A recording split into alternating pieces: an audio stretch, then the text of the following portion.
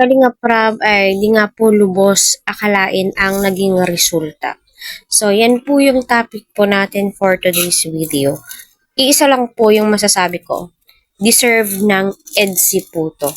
Deserve ni Edu, deserve ni Beyonce, especially ni Kalinga Prab at ng mga sponsor.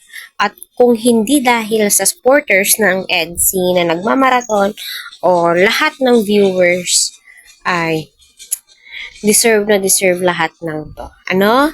So, alam naman po natin, basta pure ang puso mo, i-bless ka po talaga ni Papa God, diba? Ayan, hello po. Shoutout po sa Team EDSI na naka-tune in dito sa aking channel. So, sa Kalinga Prab ay di nga po lubos akalain at nagulat po siya sa naging resulta ng Part 18. Congratulations, Team EDSI, lahat ng supporters, dahil worth it ang pag-watch po natin at pag-aabang po natin. 2 weeks po ata nag-aabang tayo. So, sana ay masundan pa po ito para sa ganon ay mag-million views. 3 days pa lang pero pumapatak na sa 600,000 mahigit ang kanilang views.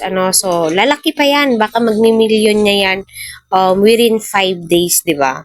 So, panoorin muna natin. Yung LCD naman talaga ganun kalakas. I mean, di naman siya ganun kalakas after mga ilang days or hours, di ba?